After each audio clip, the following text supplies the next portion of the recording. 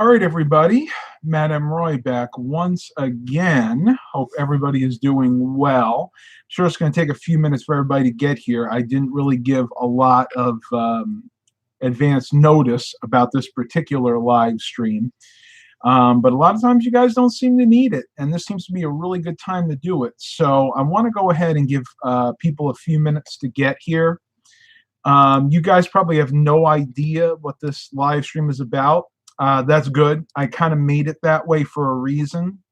I wanted some people to come here that normally wouldn't participate in this particular type of live stream, but I think maybe need to hear it. So we'll give it just a couple of minutes. While I'm waiting for people to come, I can give you guys that are here. We got 2 people here so far.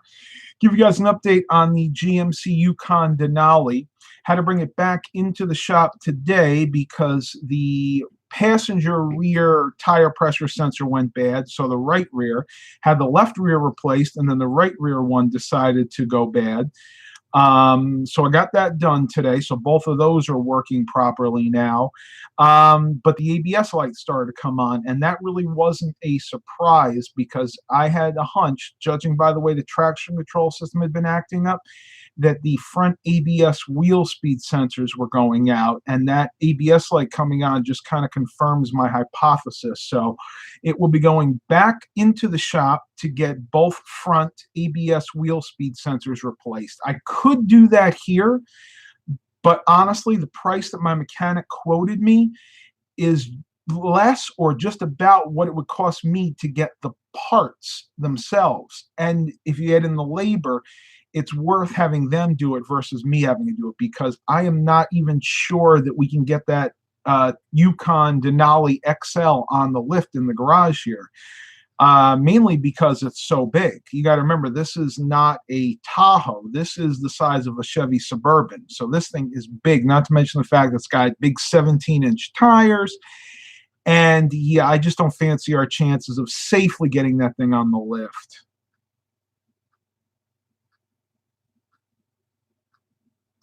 Goes, there is an air gap between the sensor and bearing that most people get wrong. I'm not sure. I trust them. I bring this to Dillinger's Tire and Auto, and they are tire experts. So I have to assume that they are doing what is necessary. But I don't know. We'll see what happens. Hopefully, I don't have any more issues with the TPMS system. But not what this live stream is really going to be about. I just figured I'd give people time to get here, and then we'll talk about what is really on my mind, because it is very important what I want to tell everybody. Oh, I know you're not, Eric. I just want to make sure, just in case somebody from there is watching, I want to make sure they know that I do trust their work, and they do an excellent job. This is a local shop that our whole family has taken many vehicles to, and they always do a very, very good job. Very dry here today. We finally had to put the heat on this morning, and I already feel my skin drying out, so I am lathering up with tons of lotion, putting it all over my face. I don't want my skin this year to resemble a chameleon or a lizard like it did last year. So I'm using this Vaseline Intensive Care Cocoa Radiant. And no, it is not a sissy thing for a guy to use lotion. You know what? If you don't use lotion as a guy, by the time you're 50, you are going to resemble a wrinkled prune. Trust me on this. I've seen too many beach dwellers, beach bums that are in their 50s that look like wrinkled prunes. It's absolutely true. Okay. I think we've got enough people here right now. So you guys know that I have been kind of stagnating when it comes to my weight. I've been sitting right around 208 to 210 pounds. Over the past week or two, I've actually gotten down to 204, which is really amazing considering my ultimate goal is 200 pounds. It means I'm only 4 pounds away. And for the life of me, I couldn't figure out why it was taking me forever to lose any weight. I mean, for like 2 months, I was hovering around that 206 to 209 pound mark. And I'm like, what in the world is going on here? Something just does not make sense. So I started doing some research, and what I found kind of shocked me. when I was trying to lose the bulk of the weight, as some of you are, I'm sure, you get really strict. You cut out all the sweets. You don't eat donuts. You don't eat pastries. You don't eat sugary cereal.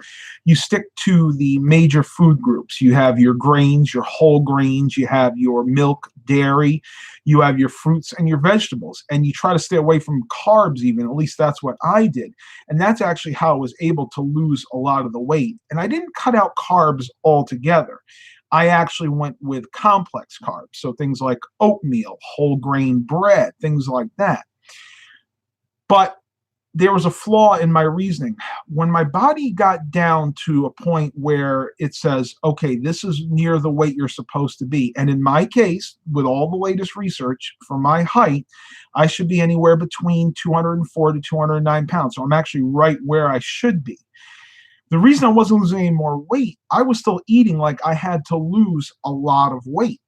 So what I've been doing differently, and what a lot of you are going to have to do differently if you're in my shoes, you've lost pretty much all the weight you need to lose and you're on a maintenance schedule at this point, you need to incorporate more of the junky food. I'll give you guys a great example. I've been eating 2 donuts a day. Yeah, 2 donuts a day. If I don't eat the donuts, then it's usually a couple of cookies.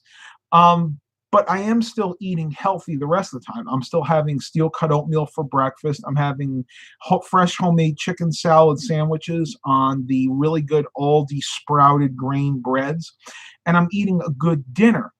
But what was happening is my body was compensating for needing more calories. In other words, at this point, I'm burning off more calories than I'm ingesting. And what's happening is it's causing my body to go into what they call starvation mode. And when your body goes in a starvation mode, you're not going to burn off as many calories because your body is going to store every ounce of fat calories that it can because it thinks that you are starving yourself. And in and of effect, that's pretty much what you're doing.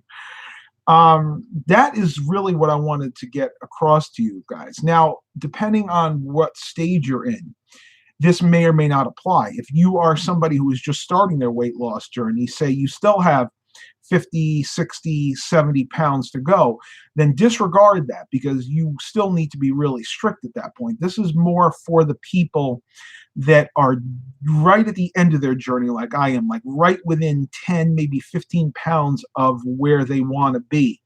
You may need to start incorporating some of that junkier food back into your diet. That way your body doesn't go into the starvation mode.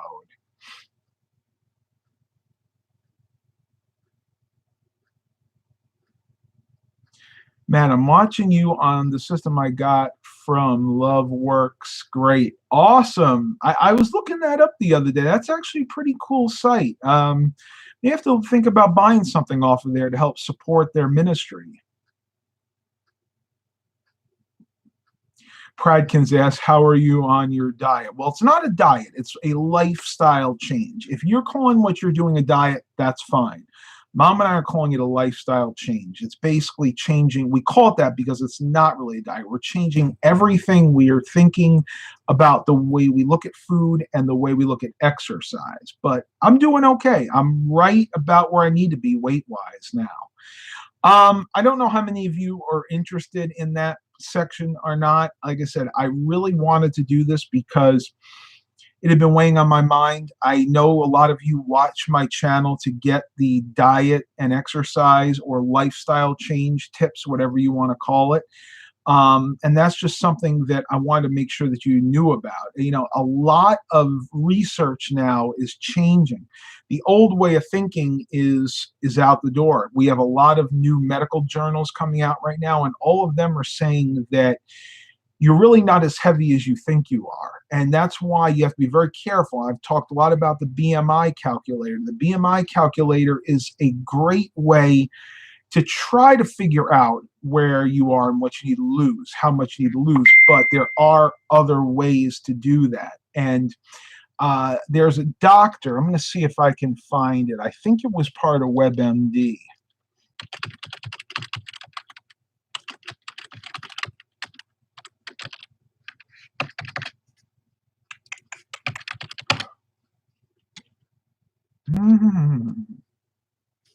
Let I'm going to see if I bookmarked it. You know, I probably should have bookmarked it.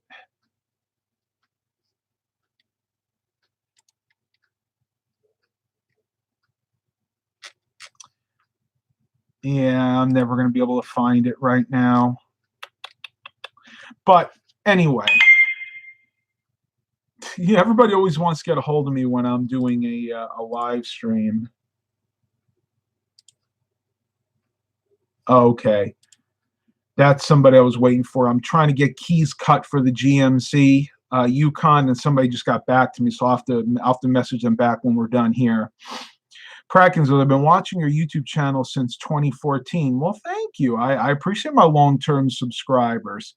And if Hired Gun is here, yeah, I know I have your package. I have not had a chance to open it yet. That's going to be part of a future vlog. Hopefully when my schedule clears up a little bit. So that's all I have to say about that. If you guys want to ask me anything else, let me know of something.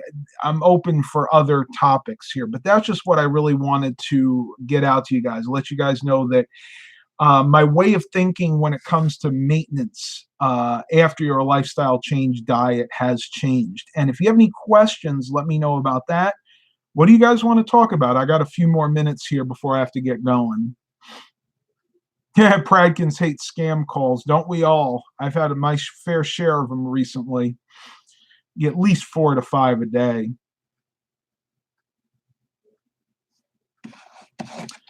Oh, by the way, if you guys have a Lidl, not an Aldi, but a Lidl where you are, they have some really good deals on batteries right now. $1.99 gets you a 10-pack of double or AAA batteries. And I haven't had a chance to test them out yet. But from what other people have told me, they're decent batteries. I mean, not quite as good as like a Duracell or an Energizer, but for the price, definitely worth it. Pragan said, go to the dealership, get your keys for the 2005 GMC Yukon XL Denali. You can do that, but I will tell you that is the most expensive route. And I'll tell you a story about that. When I first got the 2010 Chrysler Town & Country, it only came with one key fob. So like you, Pradkins, that's what I thought I had to do. I went to the dealership. I said, I need to get a new key fob program. And believe it or not, I actually helped them out. I actually went and purchased the key fob online because the key fob for that is also the key. I actually purchased that online. I just had to bring it there to get it programmed and the key cut. And you know what it cost me? $120 for one. We're talking about all they had to do was program that key fob and cut the key. That is at most 40 minutes worth of work, probably more like 30 minutes. So be really careful. If you have other options, try them out. Like I'm talking to somebody through the Facebook Marketplace, which I absolutely love. If you ever need to get anything done, a service, or you're looking to buy something, the Facebook Marketplace is a great option because you can see the person's profile that is offering you the good or the service, and that'll tell you if they're a reliable person or not. And they even have a new rating system to where you can look at their ratings. You have like a reputation score. So check that out first and use the dealership as a last resort because it gets really expensive there really quick. That was a good option. That was good Pradkins. You guys can hear my allergies are really bad again. Typical for the season change. Who else is here? I know we got 9 watchers. Anybody got any questions, comments, queries, posers, anything they want to ask me?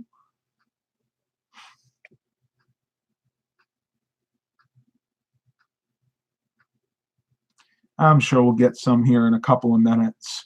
Updates on the rest of the fleet. I still have the 96 Chevy Tahoe. A lot of people have been asking about that. They're like, Matt, what'd you do with the Tahoe? No, I still have it. And I also still have the 2000 Buick LeSabre. Now, as many of you have pointed out, I probably should consider getting rid of the Tahoe because having the GMC Tahoe or the Chevy Tahoe and the GMC Yukon are redundant. They're basically the same types of vehicles.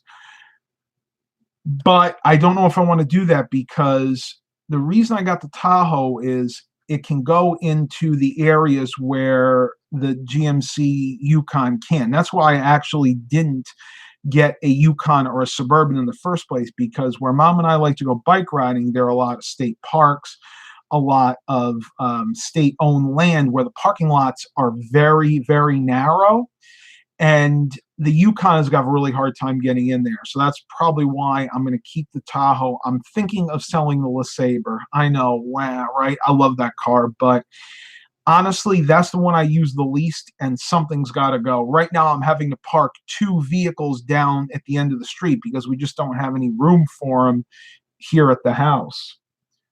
Well, Pradkins was asking about the cats. Milo just walked in. They're both doing fine, except Milo's a little terror. I have to shut them out of my room at night, because if I don't shut them out of my room at night, one will come in, usually Milo, come up on the bed. They'll come on my bureau. They'll knock over my glasses, knock over my Fitbit watch here, the Fitbit Blitz, and he may even go as far as to knock over some allergy medication that I do have next to my bed. So that answered both of Pradkin's questions there. What are you doing? Oh, he found an acorn. These cats love to play with acorns, and of course, you could find them everywhere. We have those trees all around that shed the acorns. Unbelievable. Yep, Milo's right over here. Storm Spotter, what kind of trouble you in now? No trouble. Nothing I can't handle. Really no trouble at all, honestly. Just making some life changes right now, and for the better. What a funny cat. I don't know if you guys, let me see if I can stretch this over so you guys can see him. You see him right there? What you doing, Milo? What you doing, buddy? He's got an acorn. Yeah, you're not going to be able to see it. I can't stretch the cable quite that far. I wish I could. I really would love to get a wireless webcam, something I could hold in my hand and just walk around the room. Hey, maybe even a webcam with the extra extension cable. No, absolutely. Go ahead, Storm Spotter. That's what we're here for. Let us know. I want to hear about your weight loss. That's the key right now. You guys have heard enough talk from me. Let me know what you guys have done, if I've inspired you to lose weight.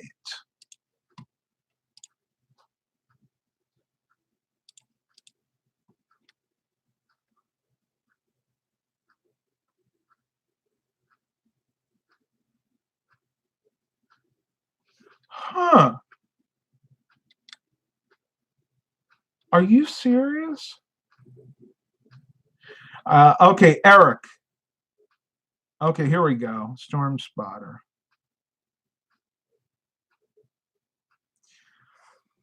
Storm Spotter lost 24 pounds in 4 months. Excellent. My goal is 155 within 2 years. That is awesome. So 4 months. So what does that make it?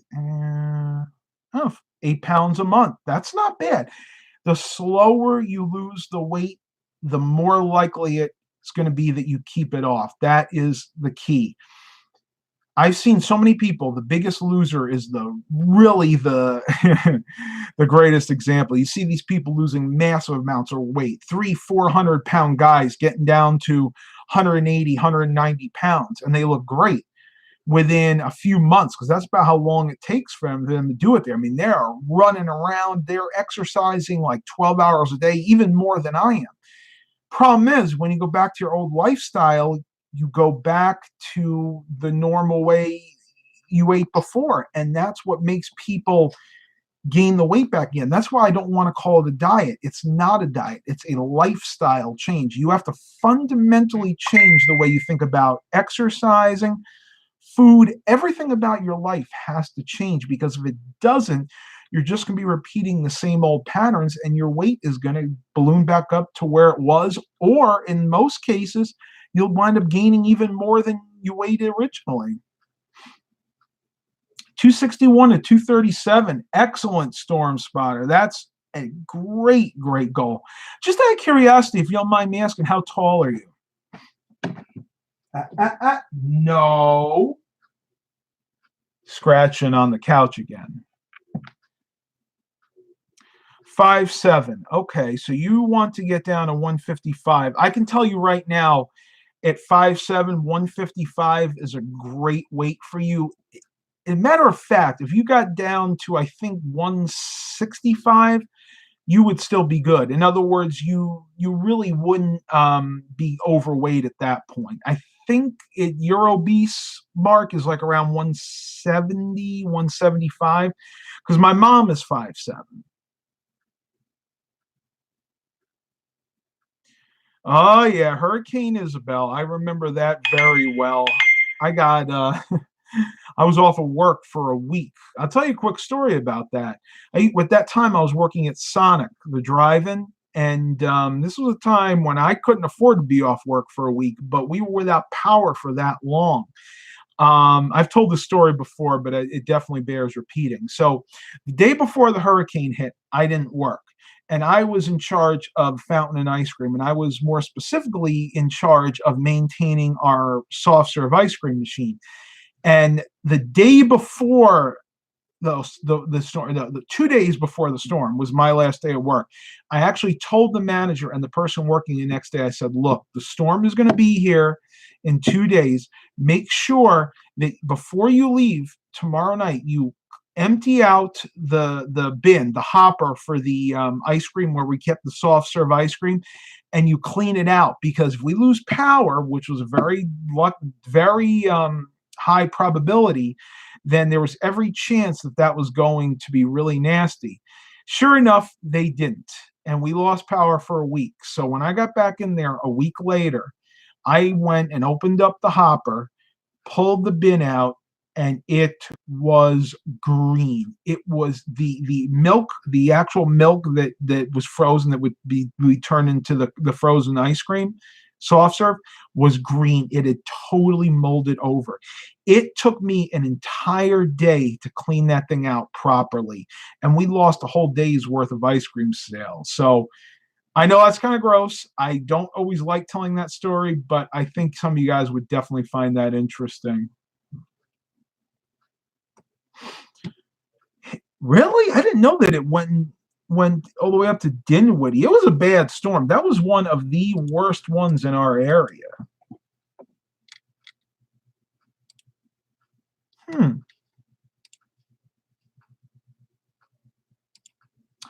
Oh, Eric. Quick question if Eric's here. I was trying to get keys made for the 2005 Yukon. Does that have a chip in that key or not? I'd like to know, because people are telling me that it doesn't, and I'd be surprised, because by that time I thought they all had chip keys. If anybody out there knows the answer to that, please put it in the comments, because I'm really curious about that. I actually contacted a local person that makes car keys and fobs, and they're saying it doesn't have a chip in it.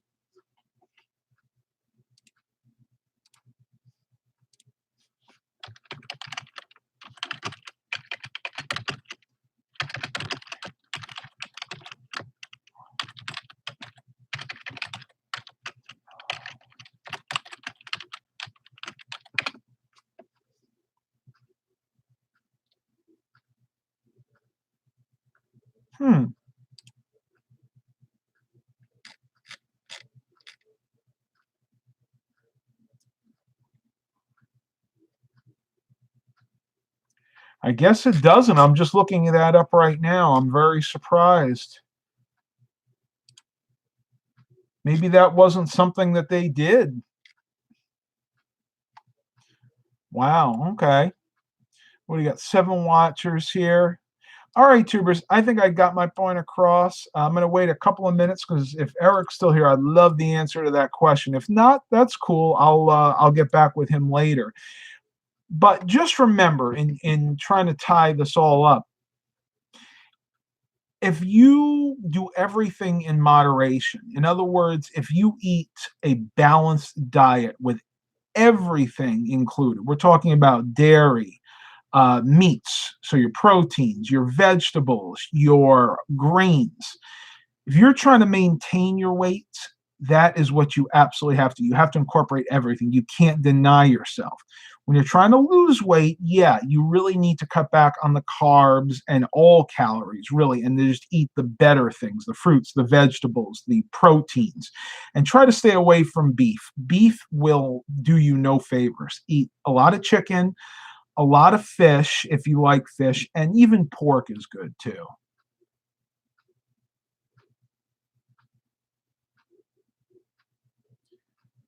Interesting. So Pradkin says it does have a chip. I'll have to do some more research on that. All right, tubers, I'm going to go ahead and end this. Thank you so much for coming to this live stream. Hopefully, those that couldn't make it will see it in post production. And as always, have a blessed day, everybody.